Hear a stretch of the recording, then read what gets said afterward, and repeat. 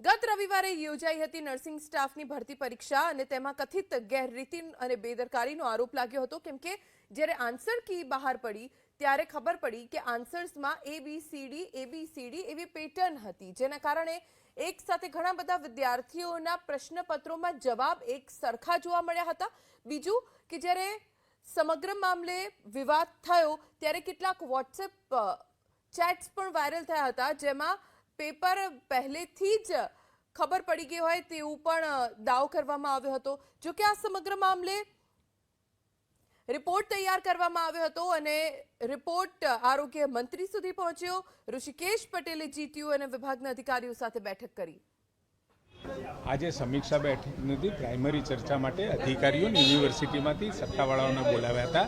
કેટલીક બાબતો જે ધ્યાન ઉપર આવી અને પરીક્ષા લીધા પછી આ આખા જે આપણા લગભગ 90 ઉપર સેન્ટર હતા એ સેન્ટરોમાં કોના કેવી રીતે માર્ક છે આ બધી પ્રકારની ચર્ચાઓ કરવામાં આવી અને એ હવે યોગ્ય નિર્ણય એના અર્થે લઈ અને આપ સૌને અમે ચોક્કસ જાણ કરીશું। નિર્ણય લેવાશે એટલે ખૂબ ઝડપથી લેવાશે, લઈ આપ સૌને પણ જાણ કરીશું અને વિદ્યાર્થીઓના હિતમાં જે પણ કોઈ નિર્ણય લેવાનો હશે એ ચોક્કસ લઈશું, જેથી કરી જે મેરિટોરિયસ સ્ટુડન્ટ હશે એમને ક્યાંય અન્યાય નહીં થાય।